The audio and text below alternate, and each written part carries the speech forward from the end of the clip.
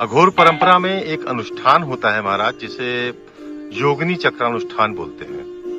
तो ये होता क्या है और इसका मानव जीवन पर, जो लोग इसको करते हैं, उसका मानव जीवन पर इस अनुष्ठान का क्या प्रभाव पड़ता है और क्या इस अनुष्ठान को महिला और पुरुष दोनों कर सकते हैं? देखिए, विभिन्न प्रकार के चक्रानुष्ठान, चक्र का अर्थ होता है आवरण। विभिन्न प्रकार के चक्रानुष्ठान अघोर परंपरा में प्रचलित हैं। भैरवी चक्र, योगिनी चक्र, रुद्र चक्र इत्यादि। तो ये एक विशेष प्रणाली है देवताओं के पूजन की, अपने जीवन के कंटकों को दूर करने की विशेष प्रणाली, जिसे हम चक्र पूजन कहते हैं। और ये अघोर परंपरा की अपनी विशेषता है।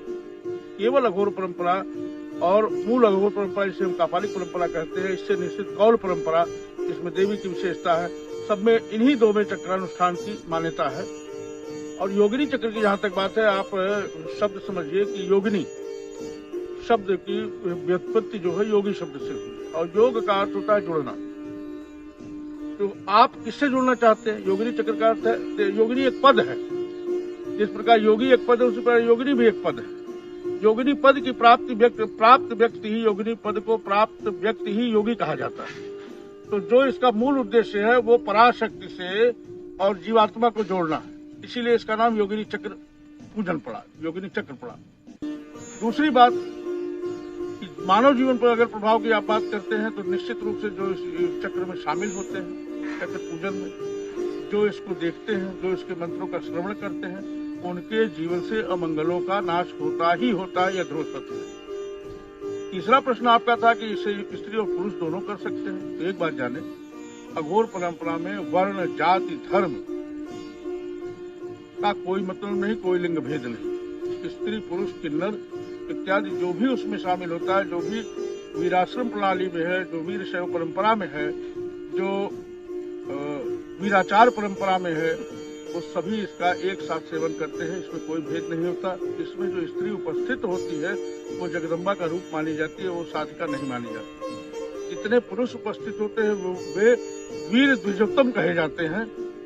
इसके अतिरिक्त उनका कोई परिचय नहीं। ठीक है, वीर शब्द से आप परिचित है, जो संसार की बाधाओं को पार कर विजय की तरफ अग्रसर, वही वीर है।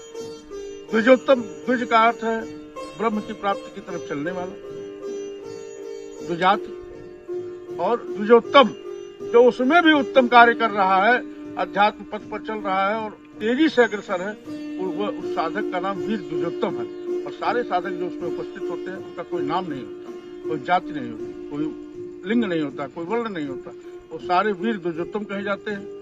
और जो भी महिला वहां उपस्थित है वो साक्षात जगदम्बा का स्वरूप मानी जाती है। भोग उसी को लगता है, उसी का उसी सब ग्रहण करते हैं।